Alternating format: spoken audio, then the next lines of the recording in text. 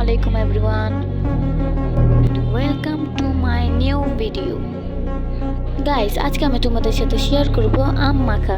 আমরা সবাই জানি গাইস এখনো আমের দিন আসেনি, তো এই ছোট আমগুলি অনেক টক থাকে, কিন্তু এই আমকে আমি কিভাবে ঝাল টক মিষ্টি করে খাবো সেটা আমি তোমাদের সাথে শেয়ার করব। চলো এটা দেখার জন্য তোমাদের আমার ফুল ভিডিও দেখতে হবে।